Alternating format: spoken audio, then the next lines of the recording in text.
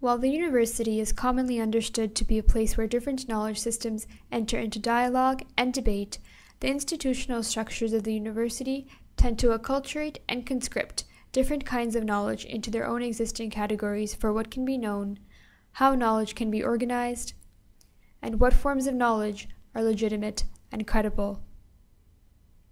The Different Knowing Speaker Series and interviews address the question of if and how the university can be a place of different knowings, different epistemologies, different knowledges. Traditional ecological knowledge, TEK, so that's what it's called there, and so that, that gives you an example. While it's only a little fragment of our huge scientific knowledge, so again it's been marginalized, and the optimum knowledge of our people has not been, it's not in the picture at all.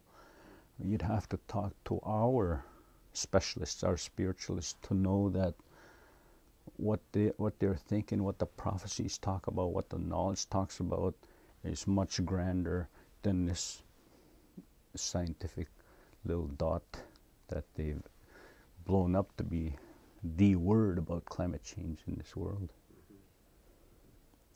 So, at the risk of sounding ethnocentric, but that whole picture has not entered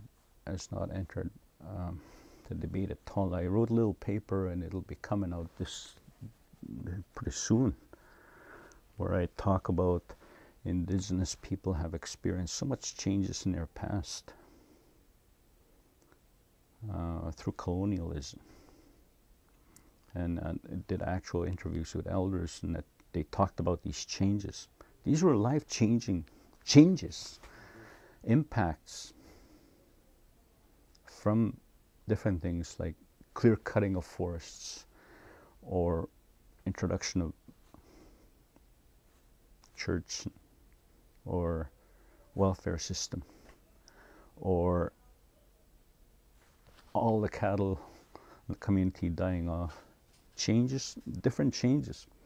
We can talk about the big colonial changes that happened because of colonialism, but they talked about changes, and then they talked about how they transcended these changes that happened to them, these life-changing, things that happened to them, and how did they make the changes?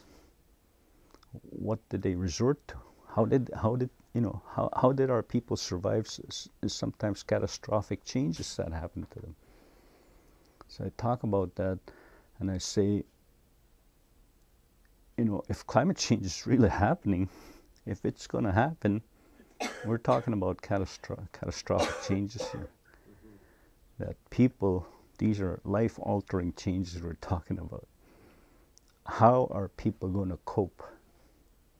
You can't, government can't put on a policy and say, raise all the buildings higher, then we'll be ready for climate change.